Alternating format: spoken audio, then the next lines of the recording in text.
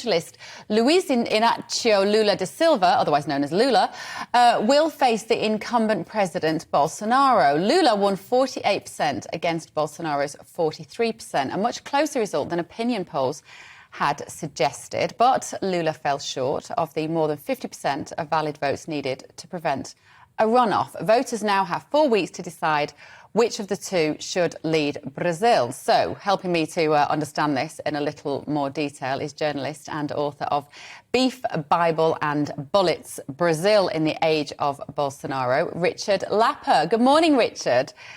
Thank you very much for joining us. Now, there may not be that many people who are watching who are familiar with the Brazilian constitutional system. So just explain the backstory of how this works and why this is important right now.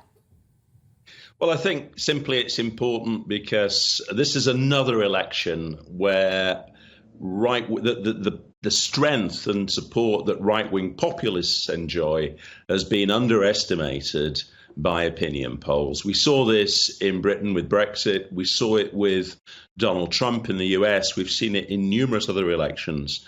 And here we've seen polls consistently over a period of 18 months showing Bolsonaro to be on the road to a very clear defeat. And now we have a final election. Brazil's a complicated election system, simply enough, 2 rounds, all the candidates in the first round, the top 2 runoff. That's at the end of October.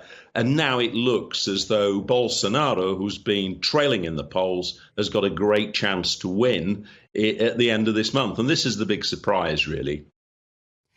What I think you've identified there, Richard, and I totally agree with you in terms of this underestimation of the right-wing support for leaders like this.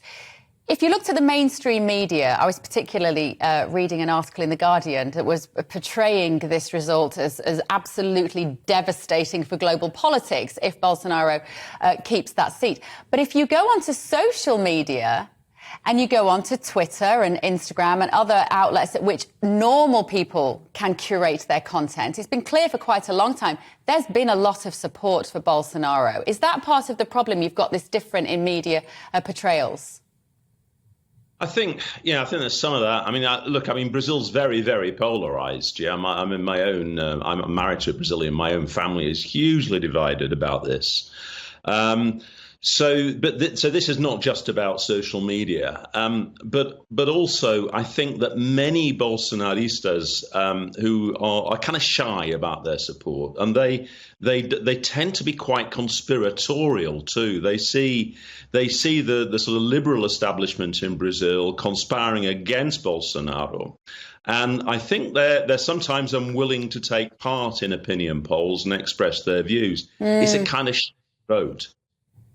Do you think it's also the fact that with that kind of mindset and that sort of ideological thinking, what Bolsonaro has said during the last couple of years has been very much pro-Brazil, anti-globalist agenda. And perhaps people fear that the left-wing candidate, that Lula, is more part of that globalist elite, a sort of cabal that people feel is exerting influence, which maybe they are not being entirely informed about?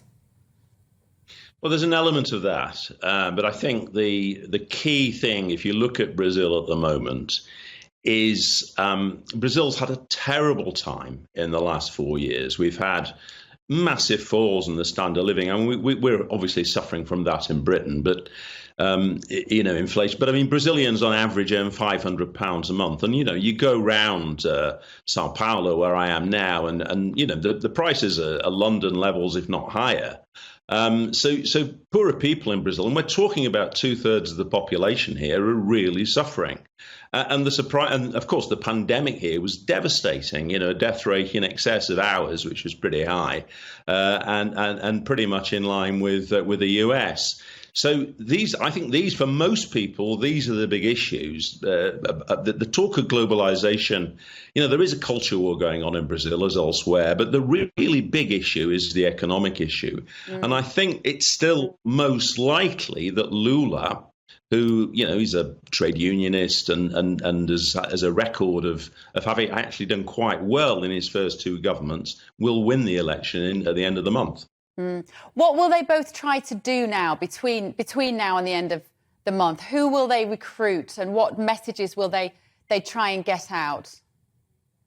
I think that they're going to be going to the centre ground, to the ground of economic responsibility. They're going to be showing their credentials to a lot of Brazilians who voted for neither of these candidates. So we had two centre candidates who got about 7% of the vote, and 30 million people, 20% of the electorate, who didn't vote at all. And voting's mandatory, by the way, in Brazil, so it's illegal not to vote.